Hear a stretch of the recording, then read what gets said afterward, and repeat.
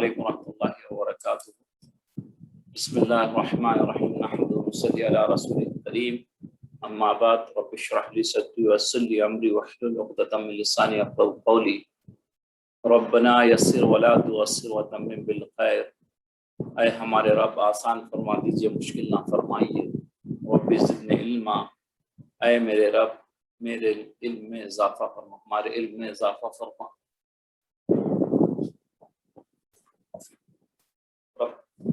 اللہم فقہنی فی الدین، اے اللہ دین کی سمجھ بوجھ عطا فرما، آمین یا رب العالمین۔ الحمدللہ، ماشاءاللہ جو ہے عید کی مستفید کے بعد بھی آپ لوگ جوائن کریں، اللہ تعالیٰ اس سے فرمائے اور بہت وسیع مبارک۔ 20واں پارہ ہم اسٹارٹ کر رہے ہیں آج انشاءاللہ۔ امن خلقہ، جس نے پیدا کیا، جس نے پیدا کیا۔ اعوذ باللہ من الشیطان الرجیم، بسم اللہ الرحمن الرحیم۔ پارے کا نام ہے امن خلق۔ امن خلق السماوات والارض وانزل لكم من السماء ماء فانبتنا به حدائق ذات البهجة ما كان لكم ان تنبتوا شجرها أإله مع الله بل هم قوم يعدلون۔ یہ بہت ہی خوبصورت آیتیں ہیں، یہ مجھے بھی یہ آیتیں بہت پسند آتی ہیں۔ یہ بار بار اللہ تعالیٰ جو ہے تکرار کیے ہیں، أإله مع اللہ، میرے علاوہ بھی کوئی کیا خدا ہے، عبادت کے لائق ہے، کوئی اللہ ہے میرے علاوہ بھی۔ یہ یہاں پہ بار بار ریپیٹیشن ہے اس آیت کا، اور بہت یعنی کہ پیارے انداز میں اللہ تعالیٰ نے جو ہے نا اپنے بندوں سے مخاطب ہو کر یہ آیتیں مخاطب ہو رہا ہے۔ یہاں پہ کون ہے جو جس نے آسمانوں اور زمین کو بنایا، کس نے آسمان اور زمین کو بنایا، اور اس نے آسمانوں سے تمہارے لیے پانی برسایا، پھر پانی کے ذریعے ہم سے رونقدار یعنی باغ اگائے، کھیتی باڑی اگائے، پھل پھول بنائے، جس سے ما کان لکم ان تنبتوا شجرہا، تم سے تو ممکن تھا کہ تم یہ باغ اگاتے، یہ درخت اگا سکتے تھے تم، کہ اس میں پھول پودے یہ سب سارے چیز میں کیا تم اٹھا سکتے ہو، بنا سکتے ہو یا اگا سکتے ہو۔ الہ مع اللہ، کیا اللہ تعالیٰ کے ساتھ کوئی اور معبود ہے؟ اللہ کوسچن کر رہے ہیں، کیا اور کوئی معبود ہے میرے علاوہ، اللہ کے علاوہ؟ بل ہم قوم یعدلون، بلکہ یہ ایسے لوگ ہیں دوسروں کو خدا کے برابر ٹھہراتے ہیں۔ امن جعل الارض قرارا وجعل خلالها انہارا وجعل لها رواسي وجعل بین البحرین حاجزا۔ پھر فرماتے ہیں کہ اللہ تبارک تعالیٰ، یا وہ ذات جس نے زمین کو مخلوق کے لیے رہنے کی جگہ بنایا، انہار، اس میں جو ہے دریا نہریں جاری کی تاکہ جس سے پانی پیا جائے، اپنے کھیتی باڑی کو پانی دیا جائے۔ وجعل لها رواسي، پھر اسی سے کیا کرا، اپنے زمین کے ٹھہرنے کے لیے پہاڑ بنائے، میخیں گاڑ دیے، جیسے اللہ تبارک تعالیٰ جو ہے نا پیکس جیسے کہتے ہیں آپ، وہ لگا دیے اس میں۔ وجعل بین البحرین، اور بنایا دو دریاؤں کے درمیان ایک حد، جب ہم سے پہلے بھی پڑھے تھے دریا میں جو ہے تو لاسٹ کلاس میں شاید ہم نے پڑھا تھا، دونوں کے بیچ میں کھارا اور میٹھا پانی چلتا ہے، اور دونوں رنگ علیحدہ ہے، وہ دونوں ملتے ہیں، جس میں ایک جو ہے اللہ تعالیٰ جو ہے بنا دی ہے باؤنڈری، اس سے جو ہے ایک دوسرے میں ملتے نہیں ہیں۔ الہ مع اللہ، پھر کہہ رہے کیا اللہ کے سوا ساتھ کوئی اور معبود ہے، اللہ کے علاوہ کوئی اور معبود ہے؟ بل اکثرهم لا یعلمون، بلکہ ان میں زیادہ تو سمجھتے بھی نہیں ہیں۔ امن یجیب المضطر اذا دعاہ ویکشف السوء ویجعلکم خلفاء الارض، یہ بت بہتر ہیں یا وہ ذات، یہ بت بہتر ہیں یا وہ ذات؟ بے قرار آدمی کی سنتا ہے، جب آدمی تڑپتا ہے، تکلیف میں ہوتا ہے، تو کون سننے والا ہے؟ یا سننے والا بہتر ہے یا بت ہیں جن کی تم پوچھتے ہو، جب تم اللہ کے علاوہ، خدا کے علاوہ کسی اور خدا مانتے ہو؟ جب اس کو پکارتا ہے بندہ تکلیف میں، تو مصیبت کو دور کر دیتا ہے، تکالیف کو، بیماریوں کو اللہ تبارک تعالیٰ دور کرتا ہے، کوئی دوسرا اور دور کرنے والا نہیں ہے۔ اور تم کو زمین میں خلیفہ بنایا، تم کو اقتدار دیا، تم کو جو ہے بڑا بنایا، امیر بنایا، لیڈر بنایا، تم کو جو ہے نا حاکم بنایا، حکومت دیا، گورنمنٹ دیا ہاتھ میں، اِلٰہٌ مع اللہ، کیا اللہ کے ساتھ کوئی اور معبود بھی ہے؟ اس کے علاوہ کوئی اور معبود ہے؟ میرے اللہ کے علاوہ کوئی اور دوسرا عبادت کے لائق ہے؟ قلیلا ما تذکرون، تم لوگ بہت ہی کم یاد رکھتے ہو، تم لوگ بہت ہی کم یاد رکھتے ہو۔ اللہ تبارک و تعالیٰ کو میرے علاوہ کوئی نہیں، اللہ تبارک و تعالیٰ بول رہے ہیں کیا میرے علاوہ کوئی اور ہے؟ یہ کوشچن کر رہے ہیں ہم سے کہ کوئی اور ہے ہمارے علاوہ جو تم کیوں دوسروں کو پوچھتے ہو؟ کون ہے جو تمہاری تکالیف کو دور کرتا ہے؟ تو میں ہوں، تکالیف کو دور کرنے والا،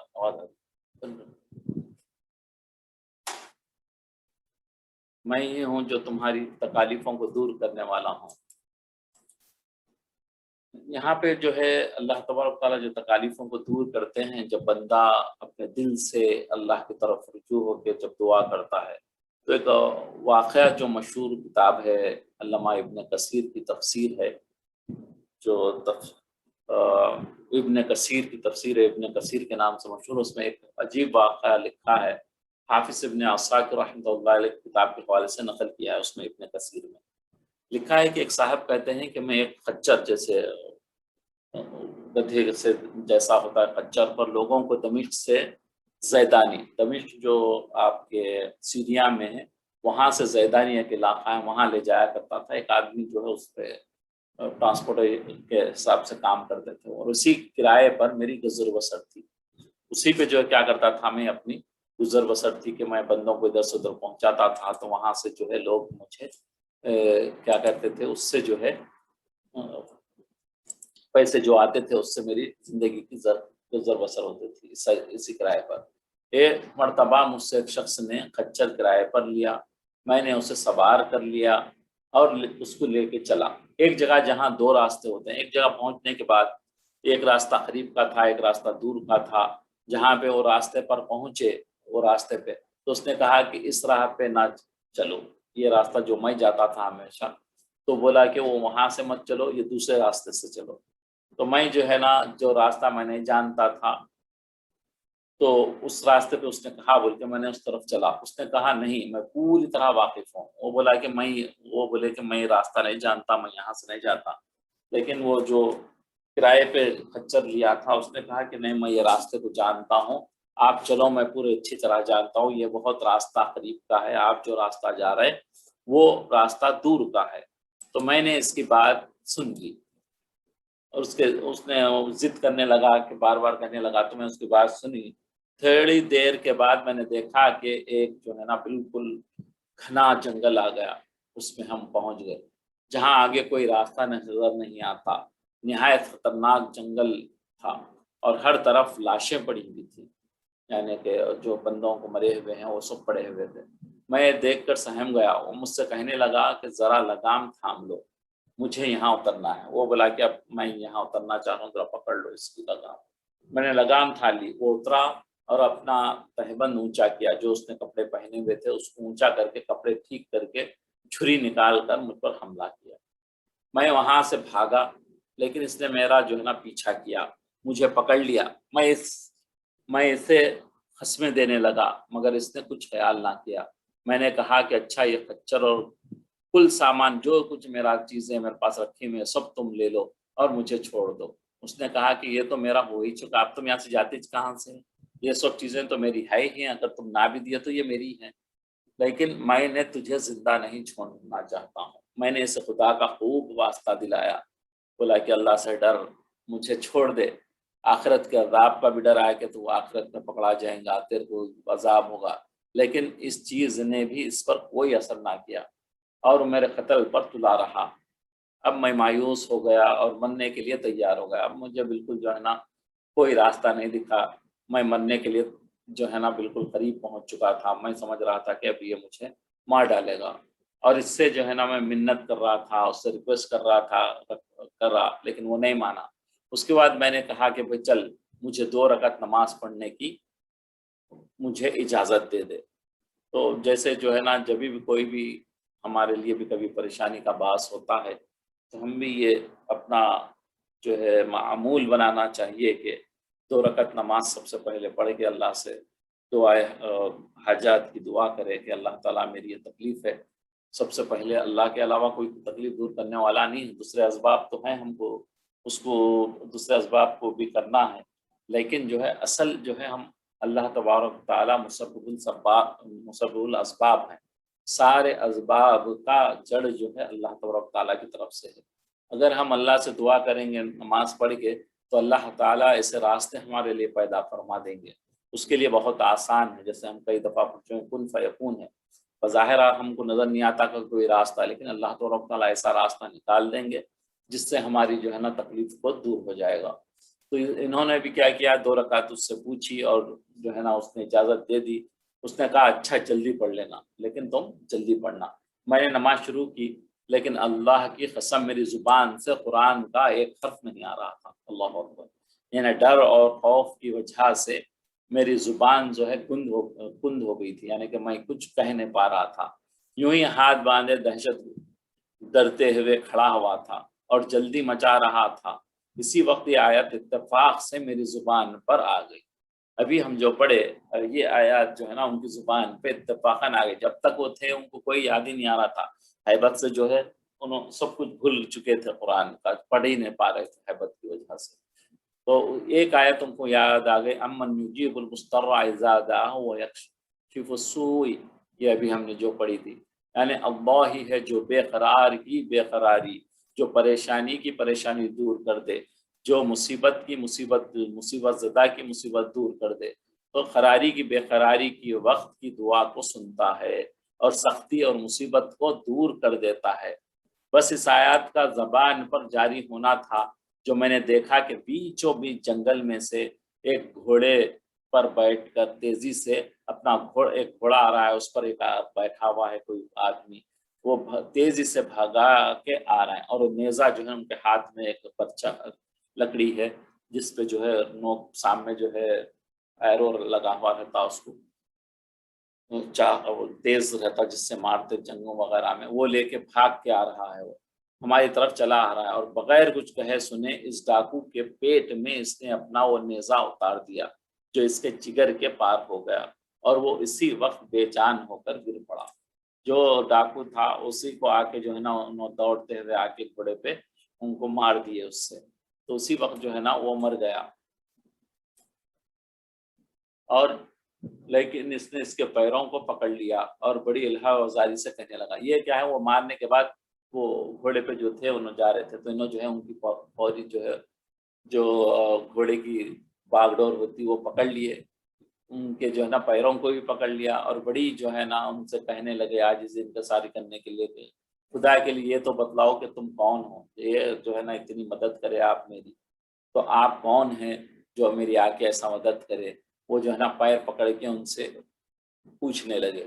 تو اس نے کہا کہ میں اس کا بھیجا ہوا ہوں جو مجبوروں اور بے بسوں اور بے کسوں کی دعا کو قبول فرماتا ہے. انہوں بولے وہ فرشتہ تھا، انہوں نے بولے کہ مجھے انہوں نے بھیجا ہے جو مظلوموں کی مدد کرتا ہے، مجبوروں اور بے بسوں کی جو ہے مدد کرتا ہے، جن کی دعاؤں کو قبول فرماتا ہے اور ان کی مصیبت اور آفت کو دور کر دیتا ہے.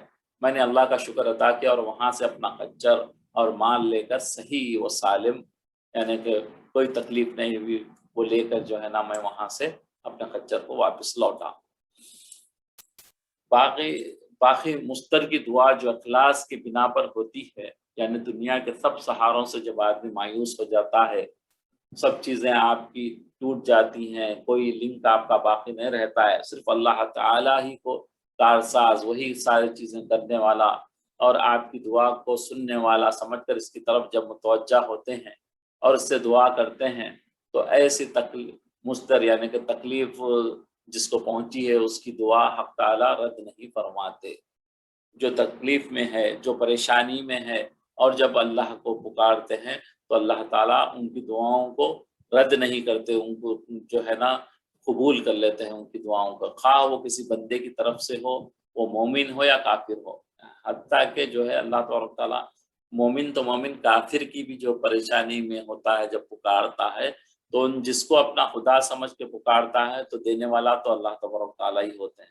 وہ جب پوچھتا ہے بت سے اس کو خدا سمجھتا ہے، پکارتا ہے جب اپنی تکلیف کو دور کرنے کے لیے تو اخلاص کے ساتھ تو اللہ تعالیٰ اس کی تکلیف کو دور کرتے ہیں. متقی اور پرہیزگار ہو یا فاسق اور فاجر ہو، یا چاہے نمازی ہو، بہت اللہ والا ہو، اس کی بھی دعا سنتے ہیں، یا پھر بہت گناہ گار ہو، کئی چیزوں میں ملوث ہو چکا ہو. ہم نے شاید موسیٰ علیہ السلام کا واقعہ پڑھا تھا اس سے پہلے. تو بہرحال وہ جو ہے نا کتنا بھی فاجر ہو، کتنا بھی گناہ گار ہو، جب تکلیف سے پکارتا ہے تو اللہ تبارک تعالیٰ اس کی جو ہے دعا قبول فرما لیتے ہیں. ایک واقعہ میں اس کا مفہوم بیان بتا دیتا ہوں آپ لوگ کو، شاید اس سے پہلے کہا ہوں، مجھے جیسے یاد ہے. موسیٰ علیہ السلام کے دور میں جب موسیٰ علیہ السلام اللہ تبارک تعالیٰ سے بات کرتے تھے تو ایک دفعہ ان کے گاؤں میں جو ہے جہاں پہ رہتے تھے تو وہاں پہ ایک شخص تھا جو بہت سارے گناہوں میں ملوث تھا، یعنی کہ کوئی گناہ اس سے چھوٹا نہیں تھا، اتنا گنہگار تھا وہ بندہ، ہر گناہ کرتا تھا. تو سارے گاؤں والوں نے یہ ڈیسائیڈ کیا کہ بھئی اس کو یہاں رہے گا تو یہ پھر دوسروں کو بھی جو ہے اس کے گناہ کا اثر ہوگا، دوسرے لوگ بھی گناہوں میں ملوث ہو جائیں گے، تو اس کی گندگی کو جو ہے یہاں سے صاف کیا جائے گا. تو اس کو جو ہے اپنے شہر سے، گاؤں بدر یعنی کہ گاؤں سے نکال دیے، جا بھائی تو کہیں بھی چلے جائے، ہمارے گاؤں میں نہیں رہنا تاکہ تو ہمارے ماحول کو خراب کرتا ہے. جب اس کو نکال دیا گیا تو وہ جو ہے جنگلوں میں چلے گیا. جب وہ جنگل میں پہنچا، جب اس کا آخری وقت تھا، اب اس کا انتقال بھی ہو گیا. اب جو ہے اللہ تبارک تعالیٰ جب موسیٰ علیہ السلام سے بات کی تو بولے کہ ہمارا بندہ ہے، جائیے وہاں اور جو ہے اس کی نماز جنازہ پڑھیے. جب موسیٰ علیہ السلام جا کے دیکھے تو وہ بندہ تھا، تو پھر جو ہے اللہ تعالیٰ سے گفتگو کی، یہ تو بندہ وہ ہے جو سارے گناہوں میں ملوث تھا اور سارے لوگ اس سے تنگ تھے، انہوں نے جو ہے اسے اپنے شہر سے بدر کر دیا، نکال دیا تھا. تو اللہ تعالیٰ نے فرمایا کہ ہاں یہ وہی بندہ ہے جو گنہگار تھا، لیکن مرتے وقت اس نے جو دعا کی ہے، اس نے دعا یہ کی تھی کہ اللہ تعالیٰ تو اگر سے مجھے عذاب دے دے اور تیری شان میں کوئی بڑائی ہو جائے تو مجھے عذاب دے، اور اگر تو جو ہے مجھے عذاب دینے، مجھے بخش دینے سے تیری شان میں کوئی کمی نہیں ہوتی ہو تو مجھے بخش دے دے. تو جب ان تکلیف میں اتنا گناہ گار تھا لیکن اس نے دل سے جو دعا کی، اللہ سے معافی مانگی، تو اللہ تعالیٰ نے اسے معاف کر دے کہ اس کے جو ہے موسیٰ علیہ السلام کو بھیجا کہ آپ اس کی نماز جنازہ پڑھیں. تو اللہ تعالیٰ اتنے بڑے کریم ہیں، ان کے پاس مانگنے والا ہاتھ چاہیے، مانگنے والی زبان چاہیے. دراصل ہم لوگ جو ہے نا ادھر ادھر اسباب کی طرف پھرتے ہیں، مسبب الاسباب جو سارے سببوں کو بنانے والا ہے سب سے پہلے اس کی طرف رجوع نہیں ہوتے. تو ہمیں چاہیے کہ جو بھی تکلیف ہے ہم اللہ سے اس کی طرف متوجہ ہو کر اس سے مانگیں، اور جو ہے اللہ تعالیٰ ہماری ضرور جو ہے تکالیفوں کو، ہماری مصیبتوں کو، ہماری بیماریوں کو، ہماری حاجتوں کو پورا فرمائیں گے. ایک حدیث میں نبی کریم صلی اللہ علیہ وسلم کا ارشاد گرامی ہے کہ حق تعالیٰ شانہ کا یہ ارشاد ہے کہ میں مظلوم کی دعا کو کبھی رد نہیں کرتا. اگر کسی پہ ظلم ہو رہا ہے تو اللہ تعالیٰ جو ہے نا ڈائریکٹ اس کی دعا قبول ہوتی ہے، اللہ تعالیٰ اس کی دعا کو قبول کرتے ہیں، اگر جو کسی کافر کے منہ سے ہی کیوں نہ ہو. اگر کسی کافر پہ بھی کوئی ظلم کر رہا ہے تو اللہ تعالیٰ اس کو، جب مظلوم کافر بھی ہوتا ہے تو اس کی بھی دعا کو اللہ تعالیٰ سن لیتے ہیں، اس کی پکار کو اللہ تعالیٰ سن لیتے ہیں. ایک دوسری حدیث میں رسول اللہ صلی اللہ علیہ وسلم کا ارشاد ہے کہ 3 دعائیں ضرور قبول ہوتی ہیں. کتنی؟ 3 دعائیں ضرور قبول ہوتی ہیں جس میں کسی شک کی گنجائش نہیں. نبی صلی اللہ علیہ وسلم فرما رہا ہے، ایک مظلوم کی دعا، کسی پہ ظلم ہوا ہے اور اس نے دعا کی ہے تو اللہ اس کی دعا کو ضرور قبول فرماتے ہیں. دوسرے مسافر کی دعا، جب مسافر باہر ہوتا ہے، راستے میں سفر کرتا رہتا ہے تو اس کی دعا بھی اللہ تعالیٰ قبول کرتے ہیں.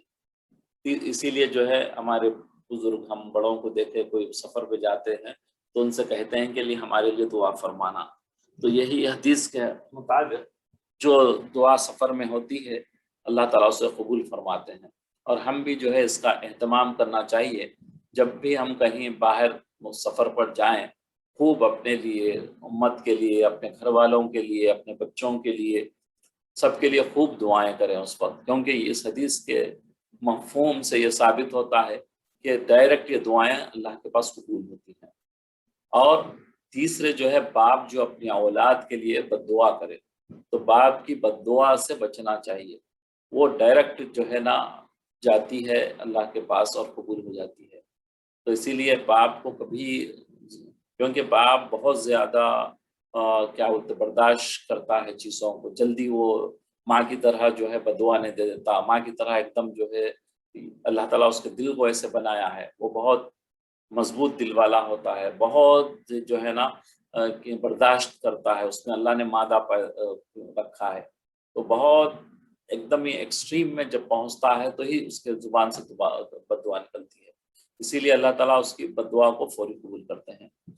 امام قرطبی رحمۃ اللہ علیہ نے اس حدیث کو نقل کر کے فرمایا کہ ان تینوں دعاؤں میں بھی وہی صورت ہے جو دعا مضطر میں ہوتی ہے، یعنی جو تکلیف میں جو دعا کرتا ہے اس کو ہوتی ہے۔ جب کوئی مظلوم دنیا کے سہاروں، مددگاروں سے مایوس ہو کر ظلم کو دور کرنے کے لیے اللہ کو پکارتا ہے، وہ بھی مضطر ہوتا ہے، تڑپ سے کرتا ہے وہ۔ اسی طرح مسافر بھی حالت سفر میں اپنے عزیز و اقارب، اپنے رشتہ داروں سے اور اپنے ہمدردوں سے دور ہوتا ہے، غم گساروں سے دور ہوتا ہے، جو اس کا ساتھ دے، اس کی تکلیف میں رہے، تو بالکل بے سہارا رہتا ہے، تو اس کی بھی اللہ تعالیٰ دعا قبول کرتے ہیں۔ اسی طرح باپ اولاد کے لیے اپنی جو ہے نا شفقت کی بنا پر کبھی بد دعا نہیں کرتا، یہ وہی فرما رہا میں بھی کہا تھا، بجز اس کے کہ اس کا دل بالکل ٹوٹ جائے اور اپنے آپ کو مصیبت سے بچانے کے لیے اللہ کو پکارے۔ اللہ تعالیٰ ہمیں بھی اخلاص کے ساتھ ہر معاملے میں اپنی طرف اللہ کی طرف رجوع ہونے کی توفیق عطا فرمائے۔ یہاں ایک بات یہ بھی سمجھ لی جائے کہ اس آیت کا یہ مطلب نہیں کہ اللہ تعالیٰ ہمیشہ بندے کے حسب مرضی فریاد قبول کرتے ہیں، تو دعاؤں کی بھی جو ہے نا 3 شکلیں ہیں۔ نبی کریم صلی اللہ علیہ وسلم نے ایک حدیث میں فرمایا ہے کہ بندہ جب دعا کرتا ہے تو اللہ تعالیٰ اس کی دعا کو قبول کرتے ہیں، تو بعض جو دعا جس نے کی ہے، جیسے میں نے آج دعا کی کہ بھائی مجھے کچھ پیسے مل جائے، خوب دولت مل جائے، یا خوب مجھے ایک بہترین اسپورٹس کار مل جائے، اگر میں دعا کروں تو اللہ تعالیٰ کیا ہوتا ہے بعض دفعہ اسے ایگزیکٹلی وہی چیز دے دیتے ہیں۔ جیسے کہ میں نے اسپورٹس کار مانگی تھی تو اللہ تعالیٰ میرے لیے اسپورٹس کارز عطا کر دیں گے جیسے میں نے پوچھا تھا۔ یا کیا کرتے ہیں، دوسرا یہ ہوتی ہے کہ اس کے لیے پتا ہے اگر اسپورٹس کار دے دے گا تو یہ شان میں آ کے تیزی سے چلائے گا، جا کے کوئی ایکسیڈنٹ کر دے گا، خود بھی زخمی ہو جائے گا یا سامنے والے کو زخمی کر دے گا، تو اس کے لیے بہتر نہیں ہے، یا پھر جو ہے نا یہ اللہ کی نافرمانی پہ اتر جائے گا، تو تب اللہ تعالیٰ کیا کرتا ہے کہ اس کو جو ہے وہ کار نہیں دے کے کیا کرتے اس کی آنے والی پریشانیوں کو، اس کی مصیبتوں کو، اس کی بیماریوں کو، اس پہ جو کچھ تکلیفیں آنے والی ہے، تو دعا قبول کرنے کے کیا بولے اس کے بدلے میں اللہ تعالیٰ کیا کرتے اس کی بیماریوں کو، اس کی تکالیف کو، اس کی ان چیزوں کو دور فرما دیتے ہیں۔ پھر اسی طرح جو ہے نا ایک تیسری یہ شکل ہوتی ہے کہ اللہ تعالیٰ کیا کرتے ہیں اس کو آخرت میں اس کا بدلہ دیتے ہیں۔ تو بندہ جب دیکھے گا کہ بھائی آخرت میں میں نے مانگی تھی اسپورٹس کار لیکن مجھے وہ نہیں ملی تھی، تو جب وہاں پہنچیں گے تو بولیں گے کہ اللہ تعالیٰ کوئی چیز اس کو انعام میں دے دیں گے، تو یہ بولے گا کہ یہ میرے کس چیز میں میرے کو یہ انعام ملا، اللہ تعالیٰ سے پوچھے گا بندہ، تو اللہ تعالیٰ فرمائیں گے تم اس وقت فلاں دن سپٹمبر کے 2 تاریخ کو تم نے جو ہے نا مجھ سے اسپورٹس کار مانگا تھی، میں نے تمہاری دعا وہ قبول کی تھی لیکن وہ تمہارے لیے بہتر نہیں تھا اس لیے میں نے نہیں دی تھی، اس کے بدلے میں آج میں تم کو جنت کی یہ نعمتیں دے رہا ہوں اس دعا کے بدلے میں۔ تو اس وقت بندہ کہے گا کہ میری کوئی دعا دنیا میں قبول نہ ہوتی، وہ انعام کو دیکھ کے بندہ یہ کہے گا حسرت سے کہ اگر میری کوئی دعا نہ قبول ہوتی دنیا میں تو بہتر ہوتا، تاکہ مجھے جنت میں یہ نعمتیں مل جاتی۔ سبحان اللہ، دیکھیے آپ، اللہ تعالیٰ جو ہے نا 3 طریقے سے بھی ہماری دعاؤں کو قبول فرماتے ہیں، اور دعائیں جو ہے اللہ تعالیٰ رد نہیں فرماتے، تو اس کے انعام میں ہم کو ایسے انعامات عطا فرماتے ہیں۔ امن یہدیکم فی ظلمات البر والبحر ومن یرسل الريح البشرا بین یدی رحمتی الہ مع اللہ تعالی اللہ عما یشرکون، یہ بہت بہتر ہیں یا وہ ذات جو تم کو زمین اور سمندر کی تاریکیوں میں، اندھیروں میں راستہ دکھاتی ہے، اور جو کہ ہواؤں کو بارش سے پہلے بھیجتی ہے، بارش آنے سے پہلے ٹھنڈی ہوائیں چلتی ہیں، یہ کون بھیجنے والا ہے؟ یہ بت بھیجتے ہیں یا اللہ بہتر ہے تمہارے؟ اللہ بھیجنے والا ہے جو خوش کر دیتی ہیں، رحمت جو آتی ہے یہ آپ کو وہ خوش کر دیتی ہے، آپ کو دیکھ کے ٹھنڈا ماحول، بارش ہونا آدمی کو کتنا اچھا لگتا ہے۔ الہ مع اللہ، کیا اللہ کے علاوہ کوئی اور معبود ہے، عبادت کے لائق ہے میرے علاوہ کوئی؟ تعالی اللہ عما یشرکون، بلکہ اللہ تعالیٰ ان لوگوں کے شرک سے بدتر ہے، یہ جو شرک کر رہے ہیں اللہ ان سے بہت اوپر ہے۔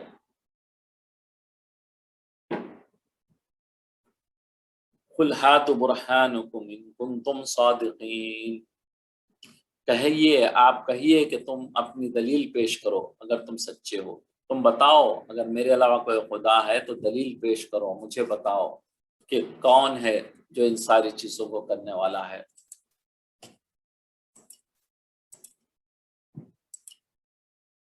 صحیح سند کے ساتھ یہاں پہ یہ میں انشاءاللہ جو ہے میں نے کلپ بنائی تھی، ویڈیو جو ہے بہت ہی خوبصورت انداز میں قاری صاحب نے پڑھا ہے نماز میں، تو میں انشاءاللہ شیئر کرتا ہوں، آپ لوگ بھی سنیں ان سے، بہت اس میں نے ٹرانسلیشن ایڈ کیا ہے نیچے، بہت خوبصورت انداز میں یہی آیتیں پڑھی ہیں انہوں نے۔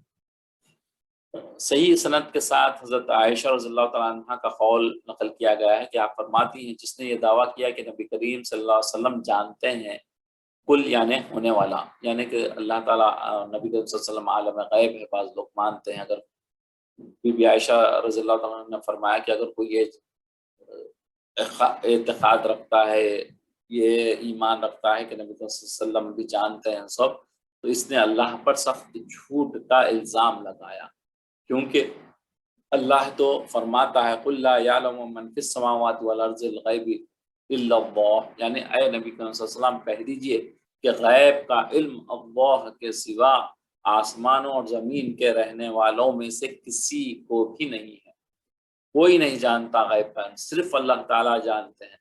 اللہ تعالیٰ کبھی کبھی اپنے بندوں کو بتا دیتے ہیں لیکن وہ جانتے نہیں، جتنا اللہ نے بتایا ہے اتنا ہی جانتے ہیں۔ مشہور روایت ہے جس میں ذکر ہے کہ ایک مرتبہ صحابہ کے مجموعے میں حضرت جبرائیل علیہ السلام نے انسانی شکل میں آ کر حضور صلی اللہ علیہ وسلم سے جو سوالات کیے تھے، ان میں سے ایک یہ بھی تھا کہ قیامت کب آئے گی، جس کا جواب حضور صلی اللہ علیہ وسلم نے ارشاد فرمایا کہ جس سے پوچھا جا رہا ہے وہ خود پوچھنے والے سے زیادہ اس بارے میں نہیں جانتا، علم نہیں رکھتا۔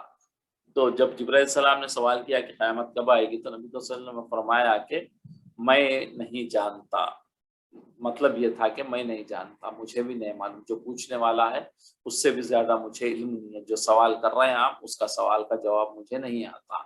فرمایا یہ ان 5 چیزوں میں سے ہے جن کا علم اللہ کے سوا کسی کو نہیں ہے، اور پھر آپ نے سورہ لقمان کی آخری آیت تلاوت فرمائی، ان اللہ عنده علم الساعة وينزل الغيث ويعلم ما في الارحام وما تدري نفس ماذا تكسب غدا وما تدری نفس بأي أرض تموت ان اللہ علیم بخیر علیم خبیر، یعنی اللہ ہی ہے، کیا ہے؟ اللہ ہی ہے جس کے پاس ہے قیامت کا علم، اور وہی ہے بارش نازل کرنے والا، بارش کب ہوگی کوئی نہیں بتا سکتا۔ اتنی آج ٹیکنالوجی ترقی کرنے کے باوجود بھی آپ دیکھیں کہ ویدر کے فورکاسٹ کتنے فیل ہوتے ہیں، کہتے ہیں کہ بھائی بارش ہوگی، وہ نہیں ہوتی، بارش نہیں ہوگی، بارش ہو جاتی ہے۔ تو یہ کسی کو علم نہیں، صرف اللہ تعالیٰ کو علم ہے۔ یہ اگر کوئی صحیح بھی کہہ دیتا ہے تو یہ جو ہے نا جو ڈیولپمنٹس وہاں ہو رہے ہیں وہ دیکھ کے وہ کہتا ہے، لیکن کئی دفعہ فیل بھی ہو جاتے ہیں، اور وہی جانتا ہے کہ رحم مادر میں کیا پرورش پا رہا ہے۔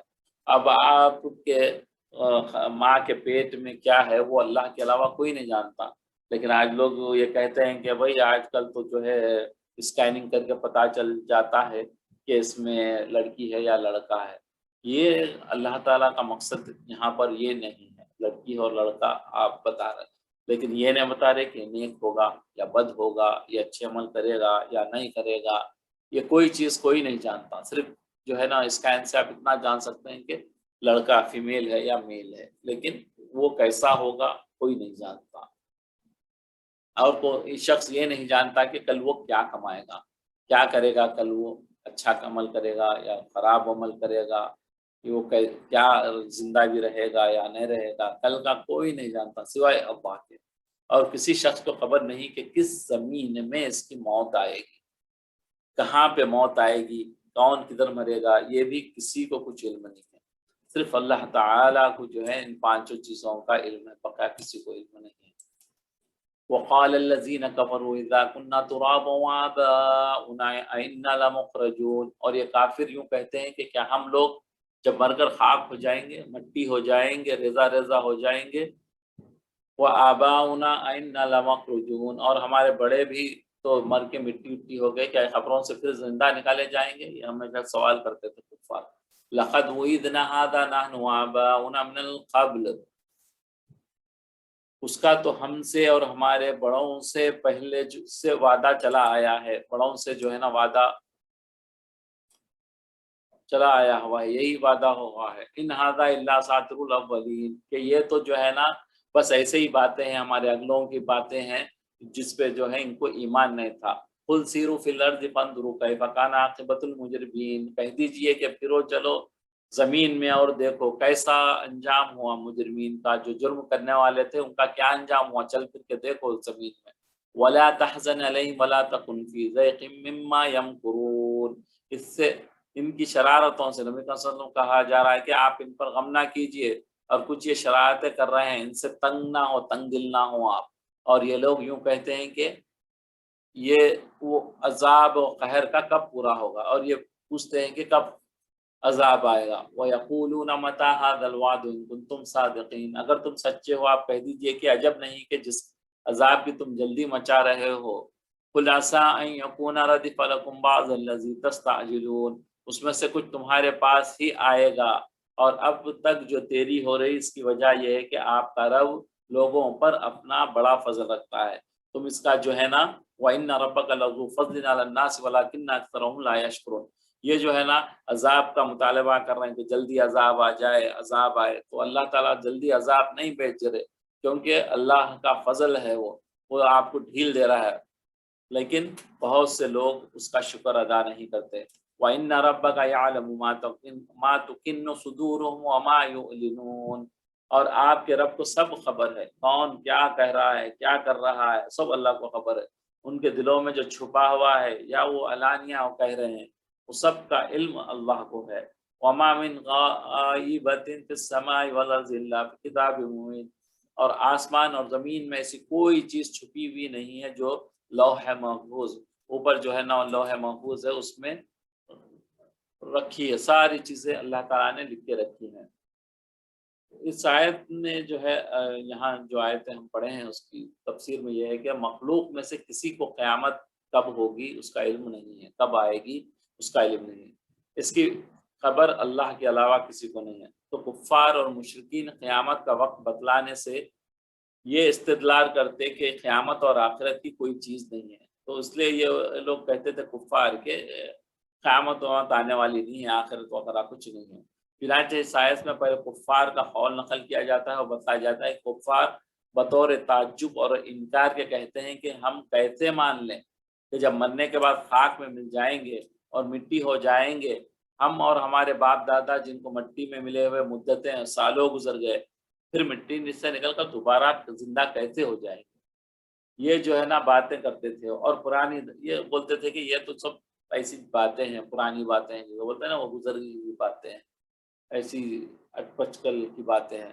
ہم نے پہلے ہمارے باپ دادا بھی اسی طرح سنتے چلے گئے، ہزارہ برس گزر گئے، ہم نے تو کسی انسان کو مٹی سے دوبارہ پیدا ہوتے ہوئے نہیں دیکھا، یہ سمجھ رہے ہیں کہ مٹی سے دوبارہ پیدا ہی نہیں ہوگا، لیکن اللہ کے لیے کیا مشکل ہے، جب پہلے تم کو پیدا کیا تو اب بھی اللہ تعالیٰ وہی مٹی سے پیدا فرمائے گا، بس جو پہلے کہے گئے تھے انہی کی نقل آج یہ پیغمبر بھی اتار رہے ہیں، پہلے کے لوگ جو بول کے گئے تھے وہ بھی یہ پیغمبر بھی یہی بات کر رہے ہیں۔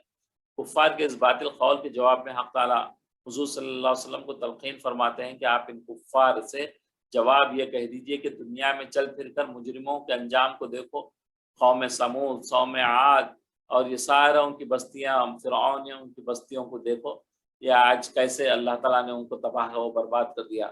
مجرموں کا انجام کو دیکھو، یعنی دنیا میں اللہ اور اس کے پیغمبروں کا کہنا نہ ماننے والوں کا وہی انجام میں بد ہوا، اور ویسے ہی تباہ ہوئے جیسا کہ پیغمبروں نے انہیں ڈرایا تھا۔ اس سے صاف ثابت ہوا کہ अंबिया व मुरसलीन का कहना हक था और इनको झुटलाना, इनका इनकार करना तबाही का बायस था। इस पर ख्यास कर लो कि मरकर दोबारा जिंदा होने और अज़ाब आखिरत को जो खबर अंबिया देते चले आए हैं यकीनन सच है। जो भी अंबिया ने तुमको बताया था वो सब बातें सच हैं, वो आखिरत में होने वाली हैं। नबी सल्लल्लाहु अलैहि वसल्लम को तसल्ली दी जाती है कि अगर ये कुफ्फार इस पर भी ना माने, ये जो कुफ्फार जो है ये बातें कहने के बाद भी नहीं मान रहे हैं और अपनी हिमाकत और जहालत और दुश्मनी की बिना पे इसरार कर रहे हैं कि अजाब आ जाए, अजाब इलाही के मुस्तहिक बनना ही चाहते हैं, तो आपने तो समझाने का हक अदा कर दिया है कि भाई नबी सल्लल्लाहु अलैहि वसल्लम समझाने का हक अदा किया। अब इनको इस तकजीब के अंजाम पर मुतल्ला करके अलग हो जाइए। पहले उनको बता दीजिए कि भाई अजाब होगा, तो वो कहे कि आप उनसे हट जाइए। अगर ये लोग नहीं मानते तो आप बहुत ज़्यादा गमगीन होने की ज़रूरत नहीं है, और ना इनके मकरो फरेब और हक के खिलाफ तदबीर करने से तंग होना है। इनके जो है ना चालों से, हक के खिलाफ काम करने से तो आप जो है तंग दिल ना हो, अपने दुखी ना हो। ये जो कुछ चालें चल रहे हैं इन पर आपको खातिर होने की ज़रूरत नहीं है, आप इनको टेंशन लेने की ज़रूरत नहीं है, गमगीन होने की ज़रूरत नहीं है। आपके पीछे अल्लाह तबारक ताला की हिमायत और ताकत है। ये आपकी बात ना मानेंगे तो अपना ही कुछ बिगाड़ लेंगे, आपको कुछ नहीं बिगाड़ सकते। ये अगर नहीं मानेंगे तो किसका क्या जाएगा, ये अपना अपन नुकसान में रहेंगे। चुनांचे 13 बरस तक कुरान पाक के जरिए अल्लाह ताला ने कुरैश को समझाया। 13 ईयर्स तक जो है ना कुरान नाजिल होकर हो रहा था, तो ये समझाया कुरैश मक्का को, मुशरिकीन मक्का को। वसल्लम के मक्का से हिजरत फरमाने के वक्त तक इनमें से सिर्फ 100 के अंदर ईमान लाए थे। जब नबी वसल्लम मक्के से मदीने की तरफ जा रहे थे, उस दिनों तक जो है ना सिर्फ 100 लोगों ने ईमान लाए थे। अहले मक्का आपकी इज़ार आसानी ही की तदबीरों में लगे, आपको तकलीफ देने के ही जो है ना वो लोग प्लान प्रोग्राम्स बनाते रहते थे। मौसम हज में बाहर के लोगों को आप तबलीग फरमाते थे, जब आते थे तो उनको दीन की दावत देते थे हज के लिए।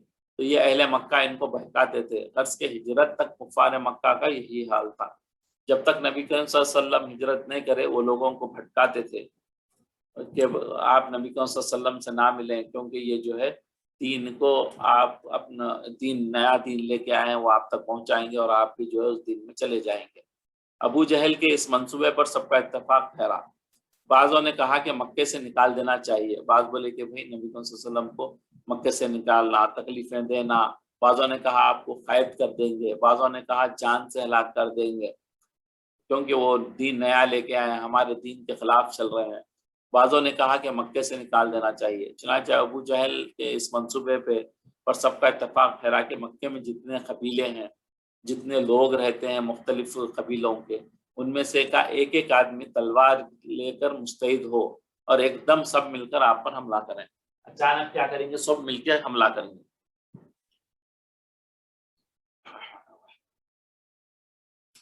तो सब कबीले का एक एक बंदा शामिल हो जाए उसमें, और जो है ना सब मिलकर एक साथ नबी करीम सल्लल्लाहु अलैहि वसल्लम पर नौज़ुबिल्लाह जो है हमला करेंगे।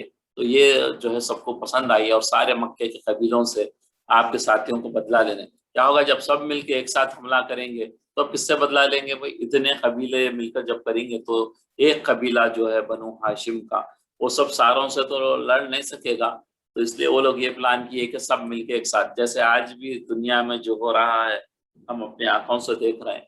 जैसे मुस्लिम मुल्कों पे अफगानिस्तान हो या कोई और दूसरे मुल्क हो, इराक, ईरान, इराक हो, उस पर क्या करे सारे कुफ्फार मिल के एक साथ हमला किए, ताकि जो है अब वो किन किन दूसरा मुल्क कितने मुल्कों से लड़ेगा।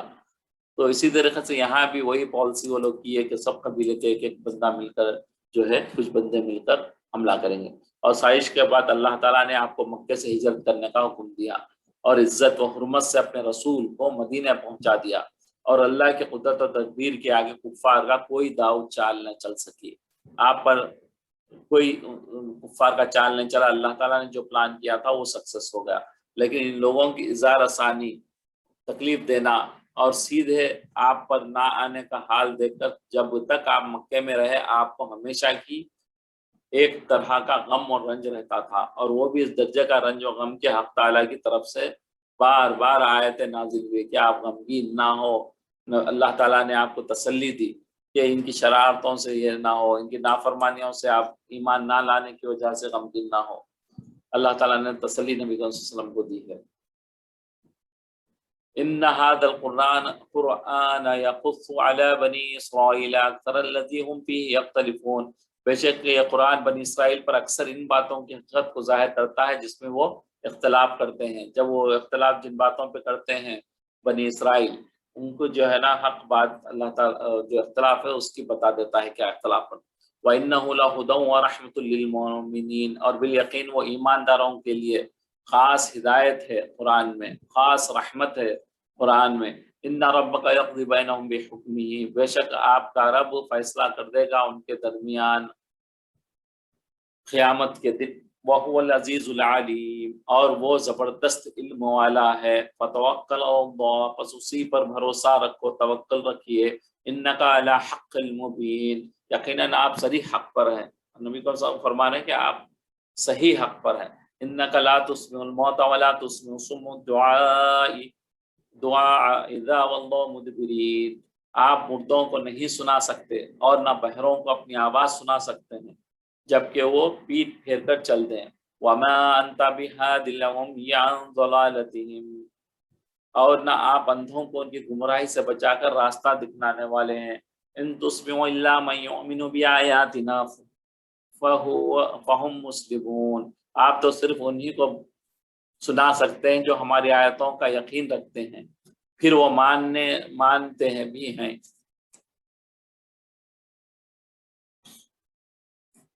وَإِذَا وَقَعَ الْقَوْلُ عَلَيْهِمْ أَخْرَجْنَا لَهُمْ دَابَّةً مِّنَ الْأَرْضِ تُكَلِّمُهُمْ أَنَّ النَّاسَ كَانُوا بِآيَاتِنَا لَا يُوقِنُونَ،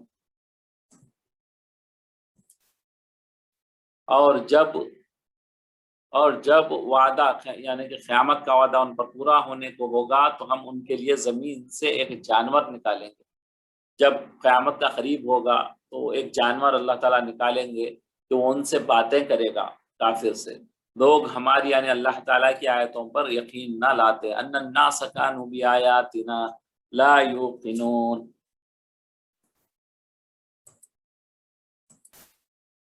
اہل کتاب نے اللہ کی ذات و صفات کے متعلق بہت غلط عقائد قائم کرے تھے۔ اہل کتاب یعنی کرسچن اور جوز جو ہے، اللہ تعالیٰ کی جو ذات کی صفات ہیں عقائد قائم کر لیے تھے جن کی اصلاح قرآن پاک نے کی۔ ملائکہ اور انبیاء کے متعلق زنا کاری، استغفر اللہ العظیم،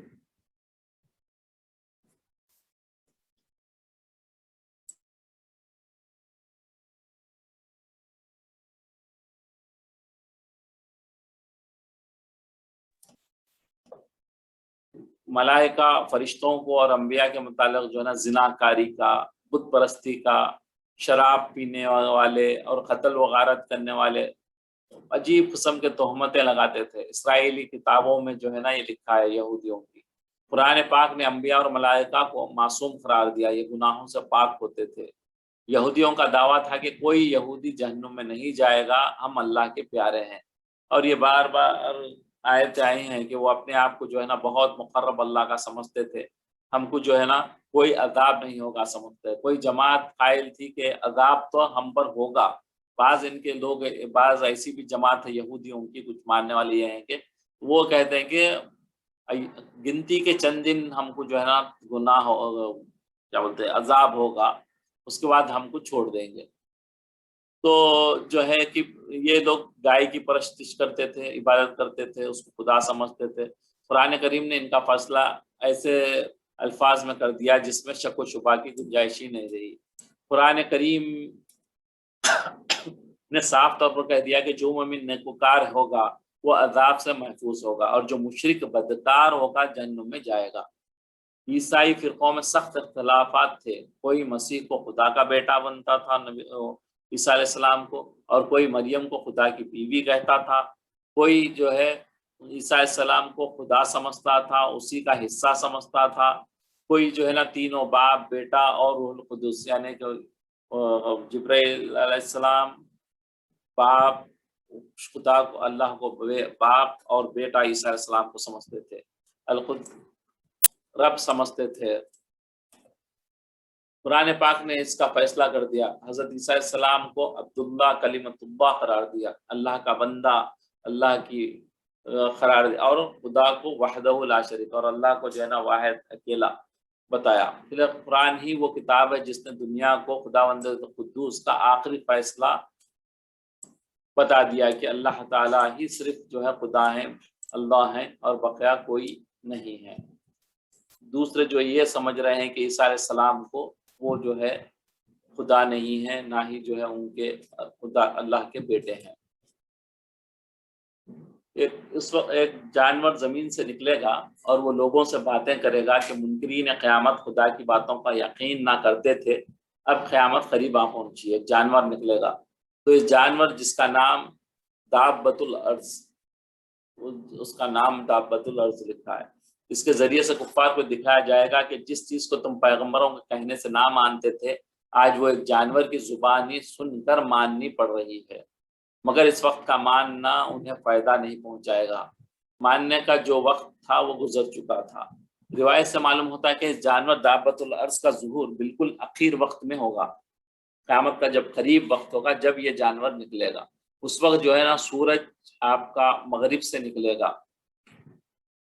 हज़रत मौलाना शाह रफ़ीउद्दीन रहमतुल्लाह अलैह ने अपनी किताब क़यामत नामा में तहरीर किया है कि ज़िलहज्जा में यौम नहर, यानी कि यही ईद, हमारी जो ईद हो रही है यौम नहर कुर्बानी के, उसमें जो है बाद रात इस कदर लंबी होगी। एक रात आएगी जब क़यामत के करीब हमारी ये ईद उल अज़हा के बाद जो है बहुत लंबी रात होगी, लंबी रात हो जाएगी। मुसाफिर तंगदिल हो जाएंगे, जो सफ़र में होंगे वो जो है ना बर्दाश्त नहीं करेंगे, अरे इतना लंबा सफ़र हो रहा। बच्चे जो है नींद से उठ जाएंगे, और जो है जानवर जो है चरागाह के लिए बेकरार होंगे। जानवर जो है रात में तो बैठे रहते हैं, जब उजाला होता है तो खाने के लिए जाते हैं, तो ये भी बेचैन हो जाएंगे कि दिन नहीं हो रहा। यहाँ तक कि लोग हैबत और बेचैनी की वजह से रोना धोना शुरू करके तौबा करेंगे, पुकारेंगे। आखिर 3-4 रात की मकदार के बराबर लंबी होगी। जो रात आएगी वो 3-4 रात के बराबर लंबी होगी। अब परेशानी की हालत में जो है आफताब मानी चांद ग्रहण के एक खली रोशनी के साथ मगरिब से तुलू होगा, सूरज जो है मगरिब से निकलेगा। इस वक्त तमाम लोग अल्लाह को खुदाए कुद्दूस की वहदानियत का एतराफ़ करें, सब बोलेंगे एक होकर। जब ये सब सारे निशान देख लेंगे तो अल्लाह एक ही है बोल के, अल्लाह एक ही है बोल के जो है ना सब मानेंगे, लेकिन उनका मानना इस वक्त काम नहीं होगा। मगर इस वक्त तौबा का दरवाज़ा बंद हो जाएगा। जब मगरिब से सूरज निकलेगा तो तौबा का दरवाज़ा बंद होगा और किसी काफिर का ईमान कबूल ना होगा। इसके बाद सूरज अपनी मामूली रोशनी के साथ मशरिक़ से तुलू होता रहेगा। दूसरे रोज़ लोग इसी तस्करा चर्चे में होंगे कि वो है सफ़ा, जो खाने काबा के मशरिक़ जानिब वाक़ है, जो पहाड़ जो है सफ़ा का पहाड़, जो सफ़ा मरवा जो है ज़लज़ले से फट जाएगा, जिसमें से एक नादिर शक्ल का जानवर बरामद होगा। उसमें जो है ना एक बिल्कुल डिफरेंट टाइप का जानवर निकलेगा।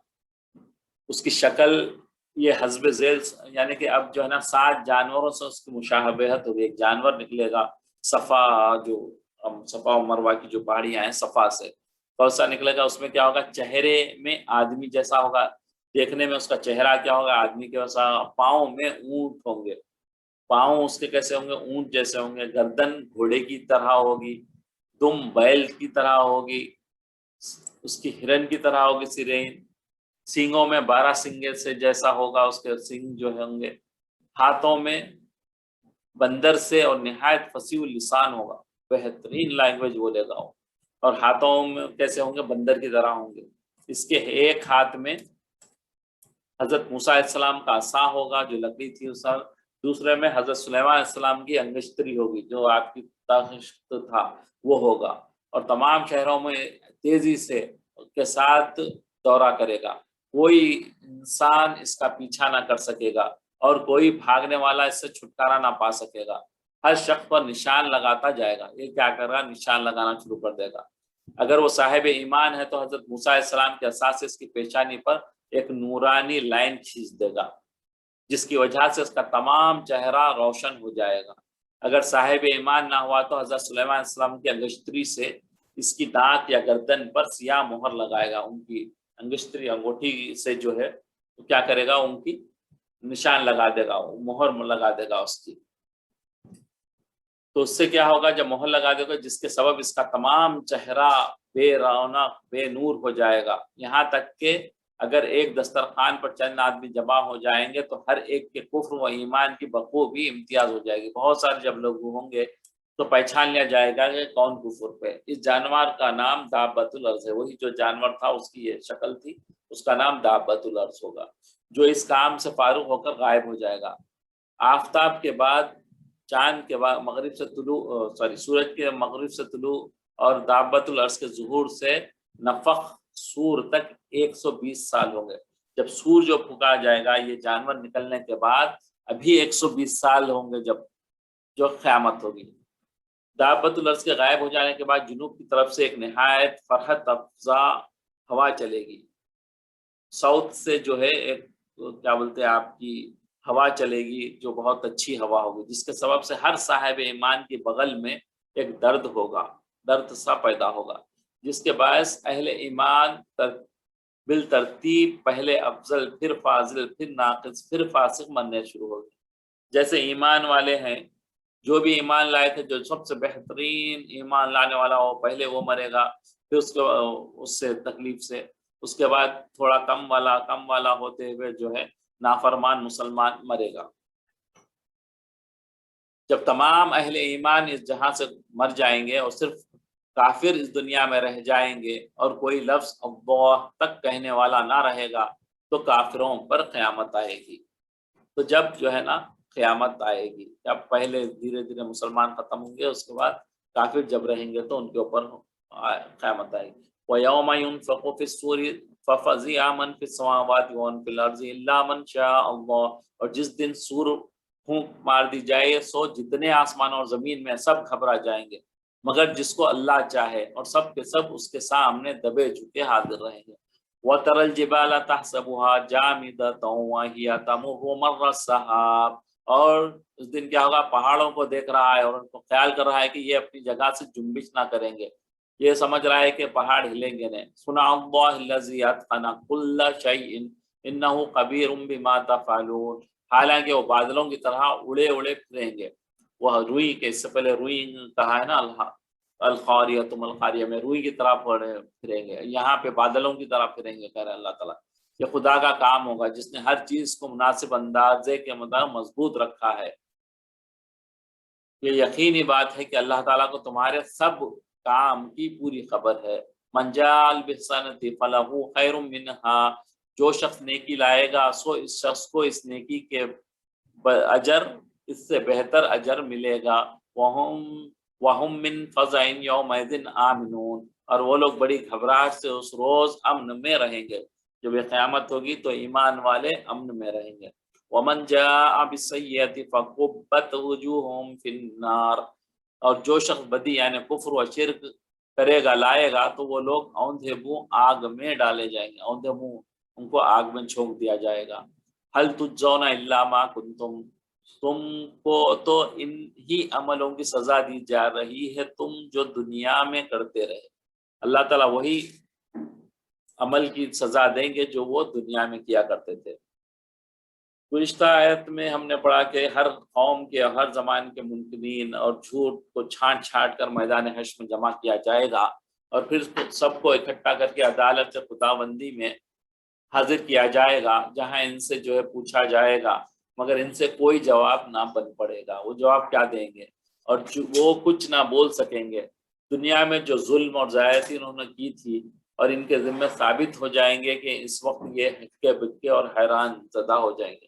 ساری چیزیں جب ان کے سامنے آ جائیں گے قیامت میں اللہ تعالیٰ پیش کر دیں گے تو یہ ہکا بکا ہو جائیں گے، یہ جو ہے نا حیران ہو جائیں گے کہ سب چیز سامنے آ گئی جو ہم نے کی تھی، اور اپنے ظلم کا بدلہ خوب پائیں گے۔ اب آگے عنایت میں کچھ قیامت کے حالات بھی بیان کیے جا رہے ہیں۔ فرشتے، جنات، انسان سب گھبرا جائیں گے اور پھر مر جائیں گے مگر جس کو اللہ نے چاہا تھا گھبراہٹ اور موت سے محفوظ رہیں گے۔ احادیث میں ہے کہ سور پھونکنے والے فرشتے اسرافیل علیہ السلام جو حکم اللہ کے حکم کے انتظار میں سور لیے تیار کھڑے ہیں، اور حدیث میں آیا ہے کہ رسول اللہ صلی اللہ علیہ وسلم سے سور کے متعلق سوال ہوا تو آپ نے فرمایا کہ وہ ایک سینگ ہے جس میں پھونکا جائے گا۔ حضرت ابو ہریرہ رضی اللہ تعالیٰ عنہ کی ایک روایت میں آیا ہے کہ وہ ایک سینگ ہے، بڑے دائرے والا، ایک راؤنڈ شیپ کا والا، آسمان اور زمین کے مطابق اس میں اسرافیل علیہ السلام پھونکیں گے۔ سور یعنی نرسنگا، جس کا کہ قائم مقام آج کل بگل جو اس سے بجاتے ہیں، جو فوج جو ملٹری وغیرہ میں بجاتے ہیں وغیرہ میں استعمال کیا جاتا ہے۔ قدیم زمانے میں لوگوں کو جمع کرنے یا کسی اہم بات کا اعلان کرنے کے لیے کوئی نہ کوئی ایسی چیز پھونکی جاتی رہی ہے جو سور یعنی نرسنگا یا بگل سے ملتی جلتی تھی۔ اللہ تعالیٰ خبر دیتے ہیں کہ ایک ایسی ہی چیز قیامت کے روز پھونکی جائے گی جس کی جو ہے ہمارے نرسنگے کی سی ہوگی، وہی جیسے آپ کو شنک وغیرہ بھی پھونکتے ہیں آواز کے لیے، یا کوئی اور چیز جیسے کہ بگل وغیرہ بتا رہا ہوں، ویسی ایک دفعہ وہ پھونکی جائے گی تو سب پر موت طاری ہو جائے گی، دوسری دفعہ پھونکیں گے تو سب اس کو زندہ ہو کے اٹھ کے بیٹھیں گے اور زمین کے چپے چپے سے نکل کر میدان حشر کی طرف دوڑنے لگیں گے۔ یہاں یہ بات بھی سمجھ لی جائے کہ اللہ تعالیٰ اپنی کائنات کے نظم کو سمجھانے کے لیے وہ الفاظ بیان فرماتے ہیں جو خود انسانی زندگی میں اس کو، نہیں تو اللہ تعالیٰ کچھ اور چیز بولتے تو انسان کا سمجھنا مشکل نہ ہوتا تھا۔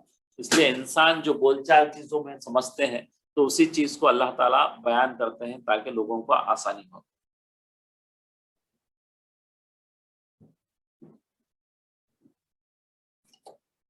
اب جو ہے یہ ہمارا دوسرا سورہ اسٹارٹ ہو رہا ہے، یہاں سے سورہ قصص۔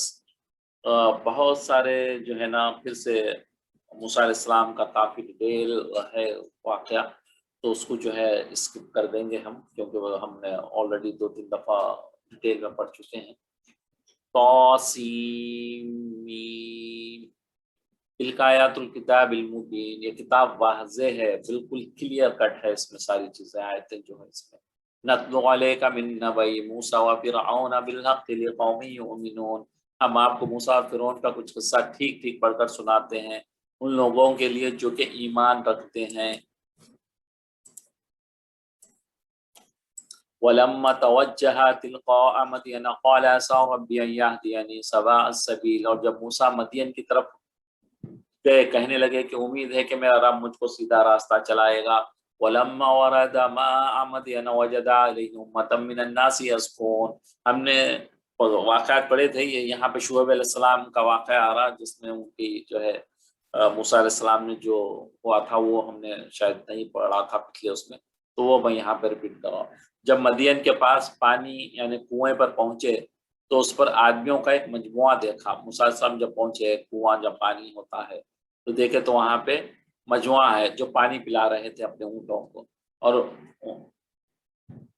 وَوَجَدَ مِن دُونِهِمْ امرأتین تذودان، تو وہاں پہ کیا تھا، 2 عورتیں بھی تھیں جو اپنے بکریوں کو لے کے کھڑی ہوئی تھی، وہ کیونکہ مرد آدمی تھے تو مرد آدمی اپنی طاقت اور وہ سب سارے چیزیں ہوتی ہیں، تو عورتوں میں تھوڑا سا وہ جھجک شرم حیا ہوتی ہے، تو یہ لوگ رکے ہوئے تھے اور وہ لوگ دوسرے مرد آدمی جو ہے اپنے اونٹوں کو پانی پلا رہے تھے، تو لڑکیاں اپنے جو ہے پاری کا انتظار کر رہے تھے۔ قال ما خطبكما قالتا لا نسقي حتى يصدر الرعاء وابونا شيخ كبير، تو پھر کیا ہے، موسیٰ علیہ السلام نے ان سے پوچھا تمہارا کیا مطلب ہے؟ دونوں بولی کہ ہم اپنے جانوروں کو اس وقت تک پانی نہیں پلاتے جب تک یہ چرواہے پانی پلا کر جانوروں کو ہٹا کر نہ لے جائیں، ہم لوگ یہاں پر کھڑی ہیں، کمزور ہیں ہم لوگ تو یہ جو دوسرے لوگ جو ہیں یا ان کے اپنے اونٹوں کو پانی پلا کے جانے کے بعد ہی ہم اپنی بکریوں کو پانی پلا سکتے ہیں۔ وَأَبُونَا شَيْخٌ كَبِيرٌ، اور ہمارے والد بوڑھے ہیں۔ فَسَقَىٰ لَهُمَا ثُمَّ تَوَلَّىٰ إِلَى الظِّلِّ فَقَالَ رَبِّ إِنِّي لِمَا أَنزَلْتَ إِلَيَّ مِنْ خَيْرٍ فَقِيرٌ، یہ سن کر موسیٰ علیہ السلام ان کے لیے پانی کھینچا، جو پانی ڈول سے کھینچتے ہیں، تو کھینچ کے ان کے جانوروں کو پانی پلایا، ہٹ کر سائے میں جا بیٹھے، پھر دعا کی کہ اے میرے پروردگار اس وقت جو نعمت بھی آپ مجھ کو بھیج دیں۔ پھر کیونکہ وہ نکلے ہوئے تھے وہاں سے مدین کی طرف، فرعون کے پاس سے نکل گئے تھے، وہ جب قتل ہو گیا تھا موسیٰ علیہ السلام سے، فجاءته إحداهما تمشي على استحياء قالت إن أبي يدعوك ليجزيك أجر ما سقيت لنا، کیا ہوا پھر اس کے بعد اس کا سخت حاجت مند ہوں. وہ جو ہے نا موسیٰ علیہ السلام دعا کر رہے تھے اللہ تعالیٰ کوئی سبیل نکال دے میری آسانی کے لیے. وہ بیٹھ کے دعا کر رہے تھے. سو موسیٰ کے پاس ایک لڑکی آئی کہ شرماتی ہوئی چلتی تھی. کہنے لگی کہ میرے والد تم کو بلاتے ہیں. جب پانی پلائے تھے تو وہ جو ہے نا شعیب علیہ السلام کی بیٹیاں تھیں. تو پھر وہ واپس آ کر بولی کہ بھائی تم کو آپ نے ہمارے یہاں مدد کی تھی تو اسی لیے آپ کو ہمارے والد بلا رہے ہیں. فلما جاءه قص عليه القصص قال لا تخف نجوت من القوم الظالمین. جو تم نے ہماری خاطر ہمارے جانوروں کو پانی پلایا تھا سو جب ان کے پاس پہنچے اور ان سے تمام حال بیان کیا تو انہوں نے کہا اب اندیشہ نہ کرو اب ڈرو مت تم ظالم لوگوں سے بچائے ہو. وہ شعیب علیہ السلام نے کہا کہ بھئی اب ڈرو مت آپ ظالم لوگوں سے بچ کے آئے ہیں تو ان کو جو ہے اب یہاں پہ آپ امان میں ہیں گھبرانے کی بات نہیں ہے.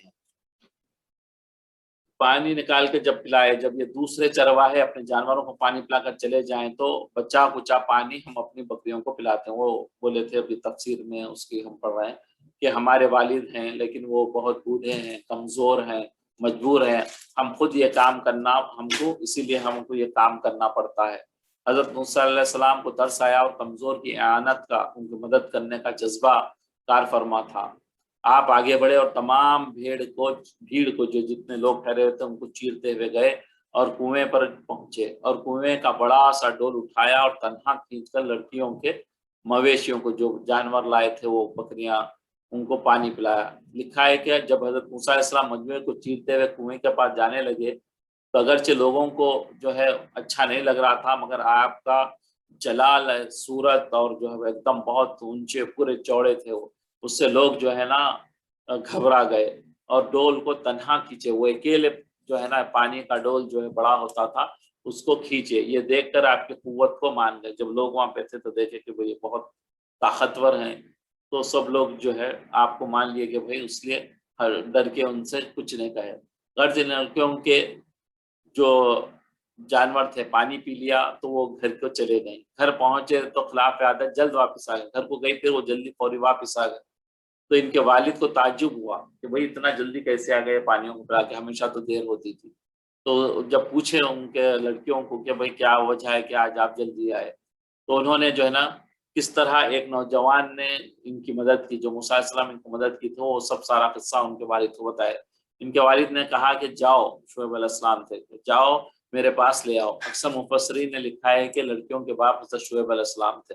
تو ادھر تو باپ بیٹی کے درمیان یہ بات ہو رہی ہے. ادھر موسیٰ علیہ السلام پانی پلانے کے بعد قریب ہی ایک درخت کے سائے میں بیٹھ کر جو ہے نا اپنی تھکن کو دور کر رہے ہیں جو سفر کر کے آئے تھے. غربت پھر بھوک پیاس اللہ تعالیٰ سے دعا کر ربی انی لما انزلت جو ابھی ہم نے پڑھے وہ آیت پڑھی مجھے عطا فرمائیے میں اس کا محتاج ہوں یعنی غریب الوطن ہوں بھی ہوں کوئی دوست یا رشتہ دار بھی نہیں ہوں مفلس بھی ہوں بھوکا بھی ہوں تھکا ماندہ بھی ہوں.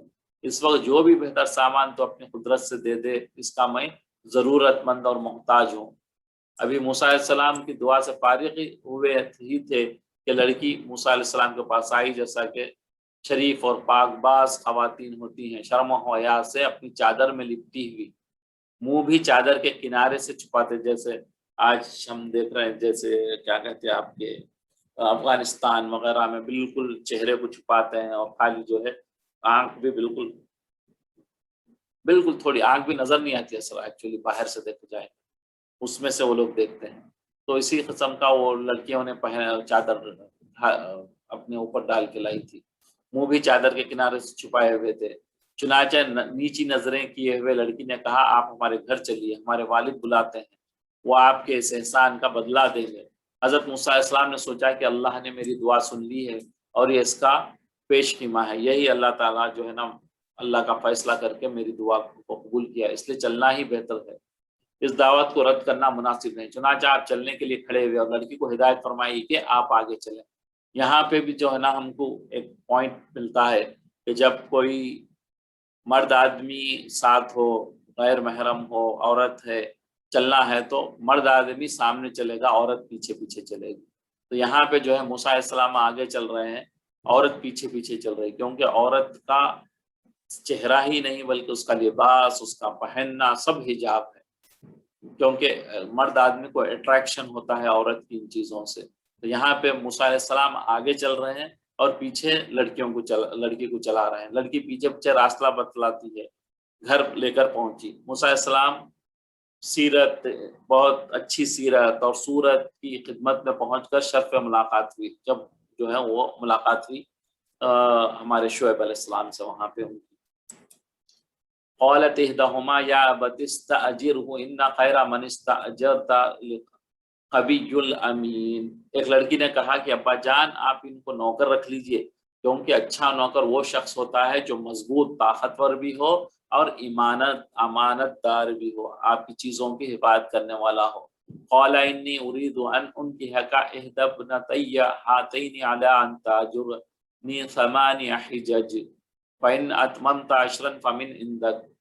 تو آپ نے فرمایا کہ بے شک میں ارادہ کرتا ہوں، میں چاہتا ہوں کہ تم میں سے ایک کا ان کے ساتھ نکاح کر دوں، شرط یہ ہے کہ تم 8 سال میری نوکری کرو، پھر اگر تم 10 سال پورے کر لو تو یہ تمہاری طرف سے احسان ہوگا. میں تو تم کو 8 سال کی محنت کا یہ تمہارا مہر جیسا ہوتا ہے وہ ہوگا، تم میری یہ کرو گے تو میں تم کو میری اپنی ایک بیٹی سے شادی کر دوں گا.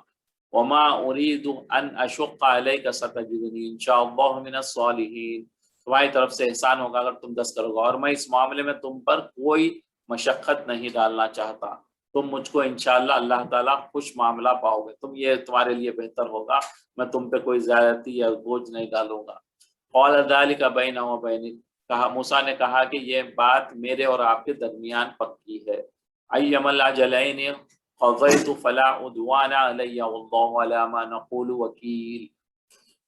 ان دونوں مدتوں میں سے جس کو بھی پوری کرو، یعنی 8 سال ہو یا 10 سال ہو، مجھ پر کوئی جبر نہ ہوگا. میں یا 8 سال کروں یا 10 سال کروں، اس پہ میرے کو کوئی جبر نہیں، زور نہیں ہوگا. بات چیت کر رہے ہیں، اللہ تعالیٰ اس کو گوارا کافی ہے، اللہ تعالیٰ کافی ہے یہ ہماری جو بات ہو رہی ہے. مفسرین نے لکھا ہے حضرت موسیٰ علیہ السلام کو بکریاں چرانے کی خدمت دے دی گئی تھی، یعنی آپ بکریاں چرانے، غالباً اس طرح کہ آگے چل کر انسانوں کے ریوڑ کو چرانا ہے. یا جتنے پیغمبر گزرے ہیں اللہ تعالیٰ نے جو ہے نا ان کو بکریوں کو چراتے تھے. وہ اب آج ہم چھوٹا کام سمجھتے ہیں، لیکن اللہ تعالیٰ جو ہے سارے پیغمبر جتنے آئے ہیں، بھیڑ بکری کو بہت ہی کم عقل اور جانور ہے، اس کو عقل نہیں ہوتی، ادھر ادھر بھاگتا ہے، تو اسی لیے جو ہے ان کو کنٹرول کرنا بہت بڑا کام ہوتا ہے. اس لیے اللہ تعالیٰ جو ہے سارے پیغمبروں کو یہ کام دیا تھا کہ یہ بے عقل ہے، ادھر ادھر بھاگتی ہے اور کمزور بھی ہے، ایک ہی جو ہے لکڑی مارنے پہ مر بھی جاتی ہے، اور بھیڑیا جو کھا جاتا ہے خصوصیت کے ساتھ اس کو شکار کرنے کی طاق میں لگا رہتا ہے. چرواہے کو بہت صبر اور تحمل، محبت اور چوکنا رہ کے جو ہے نا ان کو سنبھالنا پڑتا ہے. نبی کو بھی انہی احوال سے دو چار ہونا پڑتا ہے. جب ان کو جو ہے نا اللہ تعالیٰ یہ دیتا ہے تاکہ ٹرین کرتا ہے کہ لوگوں کو بھی اسی طرح، بعض کم عقل ہوتے ہیں، بعض جو ہے کمزور بھی ہوتے ہیں، بعض مختلف قسم کے لوگ ہوتے ہیں، ان کو لیڈ کرنا ہوتا ہے، ان کو چلانا ہوتا ہے. تو اس کے لیے جو ہے اللہ تعالیٰ جو ہے پہلے سے پیغمبروں کو ٹرین کرتا ہے ان بکریوں کے ذریعے، بکریوں کا ریوڑ دے کے، ان کا جو ہے بہت سارے بکریوں کو چرانے کے لیے.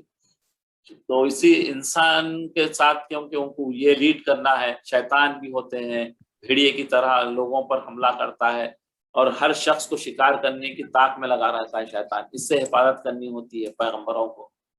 انسانوں کی نافرمانی پر ضبط کرنا، بعض نافرمان ہوتے ہیں تو تکلیف کو برداشت کرنا، بات نہیں مان رہے ہیں تو اس کو برداشت کرنا، یہ ساری ٹرین کرتے ہیں اللہ تعالیٰ بکریوں کا ریوڑ دے کے. اور باوجود ان کے مخالفت اور دشمنی کے ہر وقت ان کی اصلاح میں سرگرم رہتے ہیں. وہ تو آپ الٹا جو ہے نا پیغمبروں کے خلاف چلتے تھے، ان کو تکلیفیں دینا سوچتے تھے، لیکن پیغمبر جو ہے پھر بھی ان کو اصلاح کرنا. نبی صلی اللہ علیہ وسلم کیسے کیسے تکلیفیں دیتے تھے، لیکن ان کے لیے بدعا نہیں کرتے تھے، ان کے لیے دعائیں کرتے تھے کہ یہ ایمان پر آ جائے، آخرت میری بات کو مان لیں، اللہ کو اللہ مان لیں. موسیٰ علیہ السلام کو بھی نبی ہونا تھا، اس وجہ سے آپ کو بکریاں چرانے کی خدمت دی گئی تھی. اور بکریاں چرانے کی حکمت نہ صرف یہ چیزیں جو ہے نہ صرف موسیٰ علیہ السلام کو ملی، بلکہ ہر نبی اور ہر پیغمبر نے یہ کام کیا. बुखारी शरीफ में है कि हज़रत अबू हुरैरा रज़ियल्लाहु तआला अन्हु से रिवायत है कि हज़रत सल्लल्लाहु अलैहि वसल्लम ने फरमाया कि अल्लाह कोई ऐसा पैगंबर नहीं भेजा, यहाँ हदीस आ गई कि कोई पैगंबर ऐसा नहीं भेजा जिसने बकरियां ना चराई हो। इस बात पर सहाबा रज़ियल्लाहु तआला अन्हुम अजमईन ने अर्ज किया कि क्या आपने भी बकरियां चराई हैं? तो हज़रत सल्लल्लाहु अलैहि वसल्लम ने फरमाया कि हाँ, मैंने भी मक्के वालों की बकरियां चंद पैसों के एवज, मजदूरी के एवज मैंने भी चराई हैं। तो इंशाअल्लाह ताला आज हमारी क्लास यहीं खत्म होती है। इंशाअल्लाह हम नेक्स्ट क्लास में आगे इसकी जारी रखेंगे। सुब्हानक अल्लाहुम्मा बिहम्दिका नशहदु ला इलाहा इल्ला अंता अस्तगफिरुका व अतूबु इलैक। अल्लाह ताला जो कुछ हमने सुनाया है उसको बेहद कबूल फरमा और हमको कुरान आमीन से जुड़े रखे, कुरान के इल्म को हमें अता फरमा। आमीन या रब्बल आलमीन। आमीन।